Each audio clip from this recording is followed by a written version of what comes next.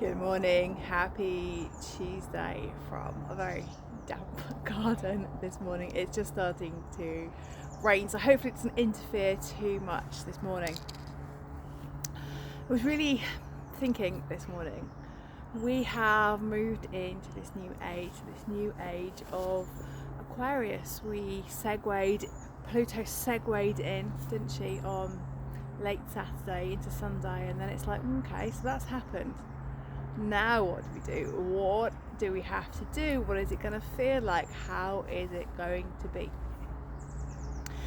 And we just, at this moment in time, just need to let that energy just start to flow through. We need to really feel into it and notice what it feels like for us. So it's going to be very different for each and every one of us, but it's when we come to these cosmic portals like solstices and equinoxes and full moons, where we need to just integrate a little bit of energy. We just need to slowly rise from the starting blocks. There's this great kind of rush that we need to, get out the starting blocks, hit this new age as a sprint. And the message that was really coming through for me this morning is just slowly rise out of your starting blocks, just feeling.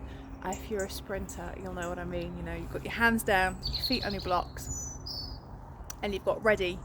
And we're at set. We've been at set for a while, and then as the gun goes, it's very much just rise slowly out of your blocks, just putting one foot in front of the other, really feeling for the energetic terrain before we start going through the race. It's not going to be a sprint this time. It really is going to be a marathon over the next 20 or so years. So rising slowly out of those blocks, just putting that foot first.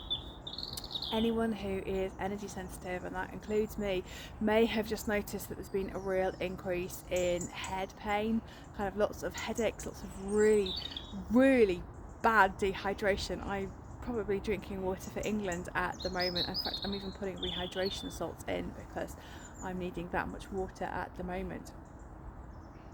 A lot of neck, a lot of shoulder pain, a lot of dizziness, a lot of kind of, whoa, what just happened there?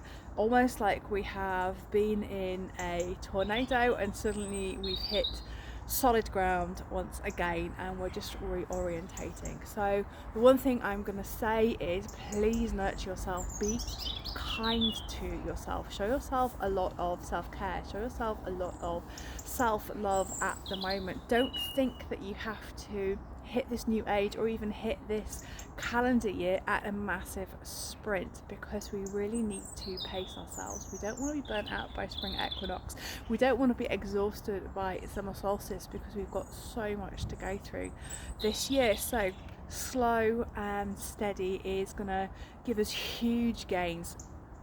And the message that I got this morning was, slow and steady pace means that actually you're going to make huge quantum leaps, rather than heading at it like a ball in a china shop, trying to do everything all at once and then sprinting off through the disaster that you have left behind.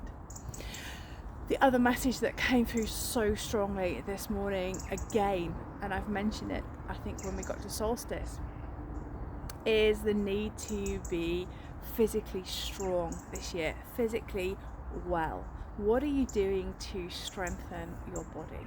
What are you doing to strengthen your immune system? What are you doing to strengthen your energetic body?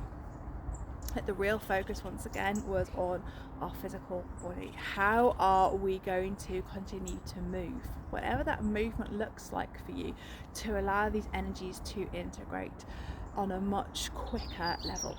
But it is about being physically strong. So for some of us that might mean lifting some iron in a gym. For some of us it might be adding an extra mile on to your run to push your physical endurance. It may be that actually you just want to walk every day. But it is about really putting our body in the best physical shape it can be to really sail through this year. That message has been so strong. I don't know if anyone else is getting that message at the moment, but drop in the comments if you are. But being physically strong, being physically really well, so that when these energetic changes come through, when they do knock us off sometimes, but we've got this really strong foundation, so we're swaying rather than being pushed over. So that was really, really strong. The other message that was coming through this morning was very much about heart codes. Now, I haven't spoken about heart codes for a little while because I didn't feel it was right to bring them through. I had a little bit of imposter syndrome bringing these through because there were other people doing something around heart healing, which was kind of clashing, and I felt a little bit uncomfortable. So I'm going to tell you a little bit about the way that I perceive heart codes. So these started to come through when I was doing hands-on healing.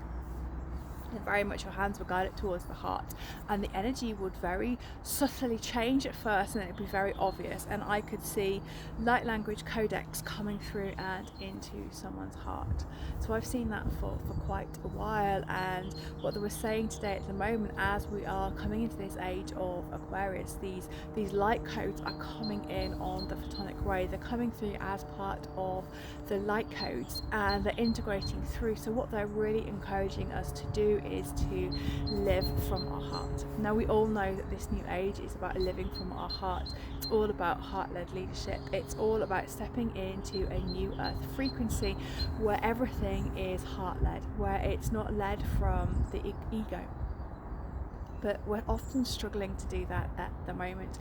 We are struggling sometimes to lead from our heart all the time. We really, really want to, but sometimes life gets in the way, doesn't it? But these heart codes are really coming through at the moment to encourage us that every action that we take, every decision that we take, is to either drop it into our heart or deeply listen to what our heart is saying to us through our intuition. So if that thought pops into your head, just hold it there and then have the courage and confidence to go and do it. When it's from your heart, when it's from this deep intuition, it's never a place of being scared. It's never an evil, horrible, nasty thought, whatever word you want to use for it, but it's always an encouraging thought. It's always doing something that is encouraging you to move forward. Sometimes it pushes us a little bit out of our comfort zone, and if it does, drop it into your heart and ask, is this right for me now? Why am I feeling afraid? What can I do to clear that fear to move forward? So my challenge for you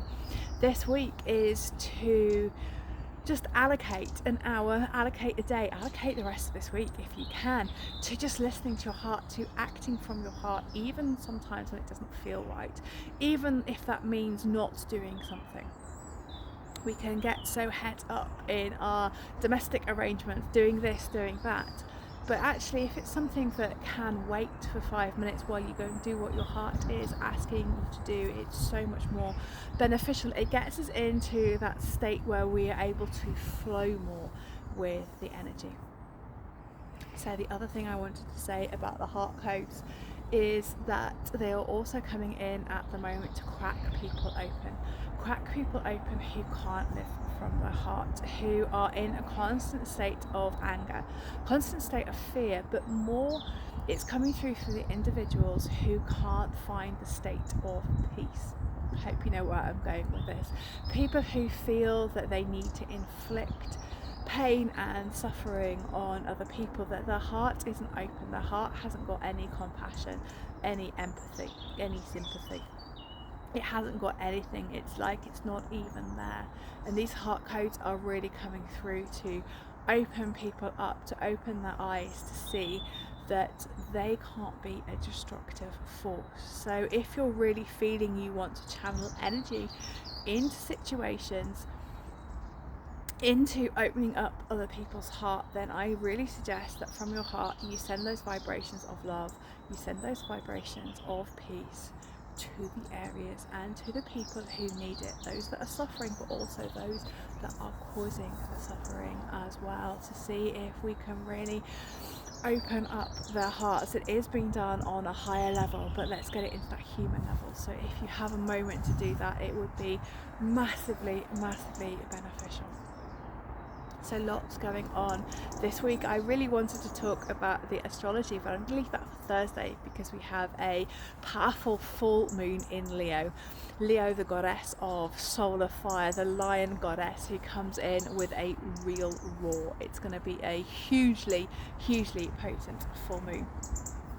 What I will do underneath in the comments is I'm holding a full moon circle where we'll dive a little bit more into the astrology, the goddess astrology of that full moon in Leo, and we will go into some beautiful guided meditations, just being in a really beautiful safe space to work with moon. I will drop the link below if you are interested. So have a beautiful day, whatever you're choosing to do. Choose to live from your heart. Choose to be kind to yourself if you are feeling these energies are rocking you a little bit, and choose to move with slow speed. Come out of those starting blocks really gently. Feel into the energy, feel into what is to become. Don't hit it at a sprint because we will burn out quickly. So sending you all so much love. Take care.